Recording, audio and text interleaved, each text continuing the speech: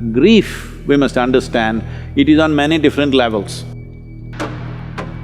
Somebody close to them died somewhere, they will feel this because within the body there is a certain process. Because what you call as a parent is the basis of this body. There is a very deep memory connection between the two.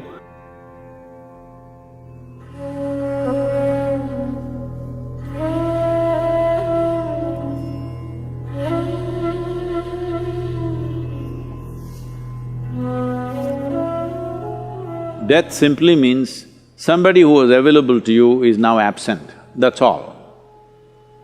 It is not because one life vanished, you're crying about it. It is just that somebody who was, filling a part of the collage for you is absent, so it leaves a hole in your life. Depending upon how close they were, accordingly it leaves that big a hole in your life. So, what you're battling with is not the death of a person, what you're battling with is the size of the hole they have left in your life. Suppose a faraway relative or a friend, somebody that you know, an acquaintance died, you feel bad for an hour and then you get back to normal. But somebody very close and dear to you passed away, now they've left a huge hole. So your problem is you trying to tend to this hole which is within yourself.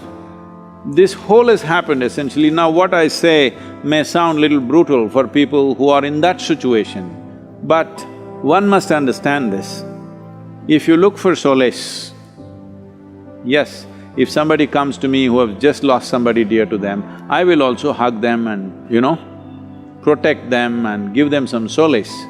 But you must decide whether you want solace or you want a solution to your life.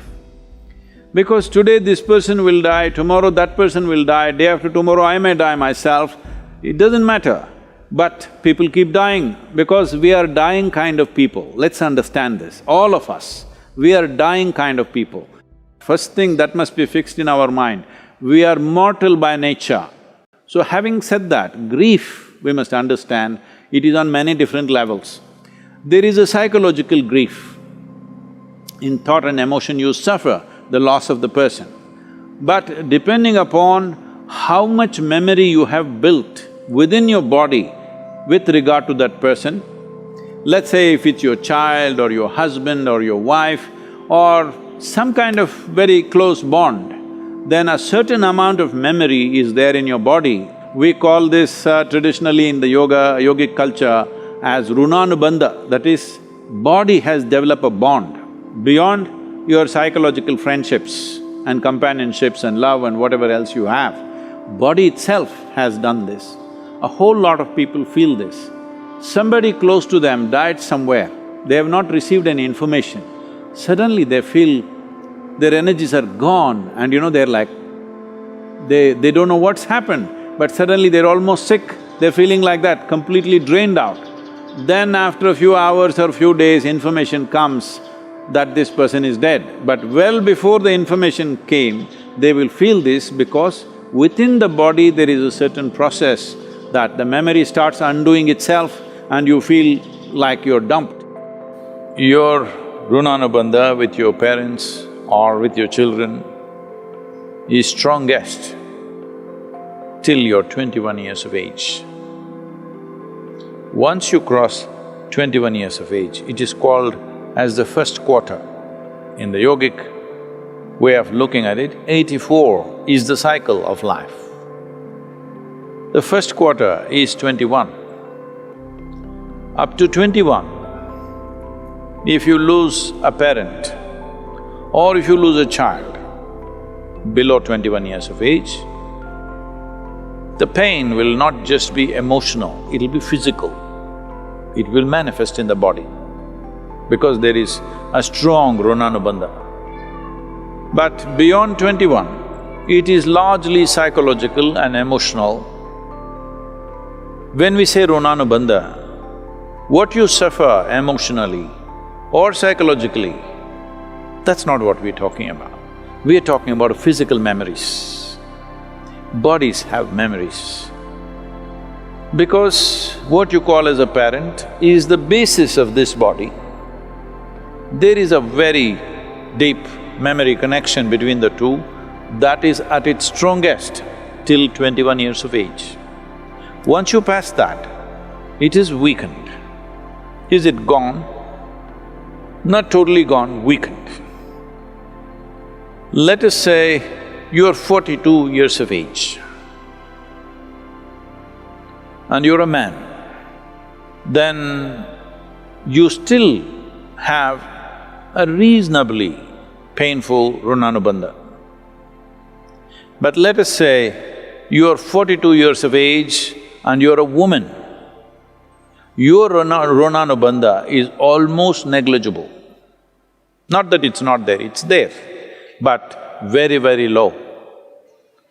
So, the suffering that you go through is largely emotional and psychological.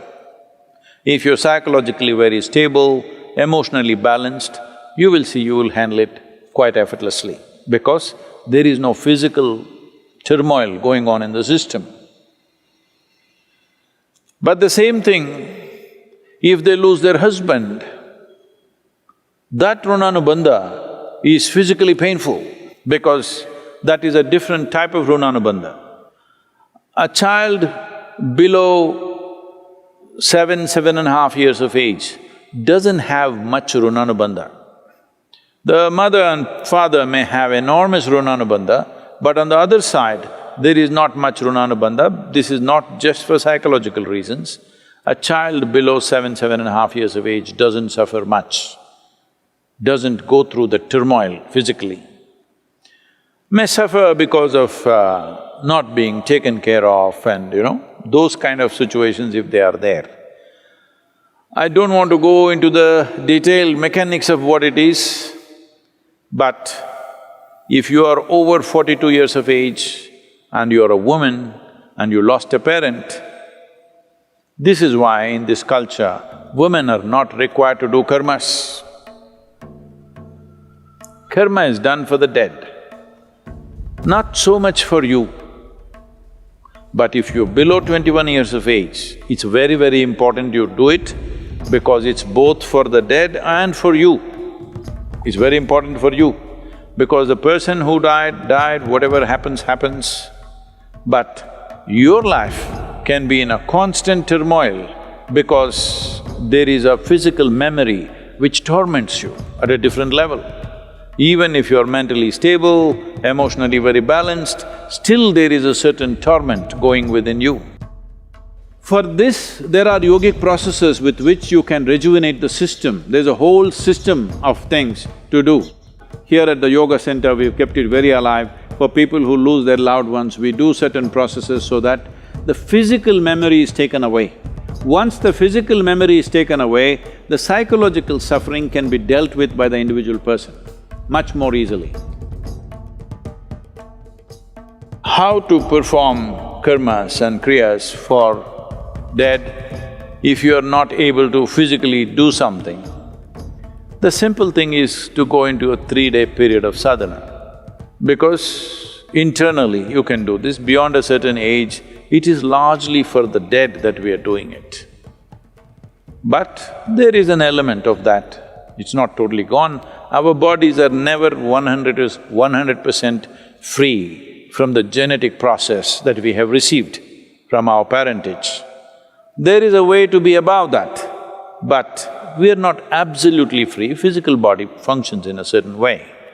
So, just 3 days of withdrawal and a certain type of sadhana, if you don't know anything else, simply just do the Maha Mantra, Om Namah Shivaya intensely for 3 days as much as you can.